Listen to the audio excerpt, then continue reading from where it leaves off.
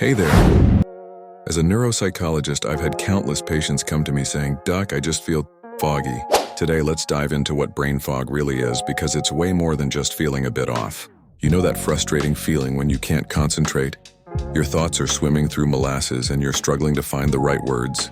That's brain fog. But here's the thing. It's not just a made-up excuse for having an off day. It's a real physiological response happening in your brain. Let me break down the fascinating science behind it. Imagine your brain as a bustling city. When brain fog hits, it's like several systems in this city start malfunctioning at once. First, there's neuroinflammation.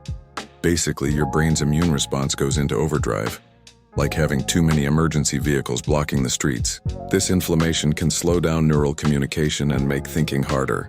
Then there's the neurotransmitter situation.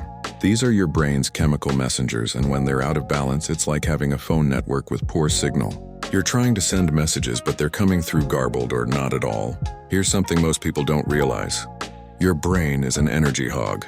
It uses about 20% of your body's energy. And when there are energy deficits, it's like trying to run a city during a power shortage.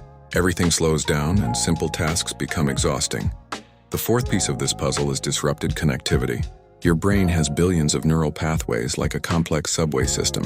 When these connections aren't working efficiently, information takes longer to get from point A to point B. Now, what triggers brain fog? Common culprits include poor sleep, stress, certain medications, hormonal changes, and even what you eat.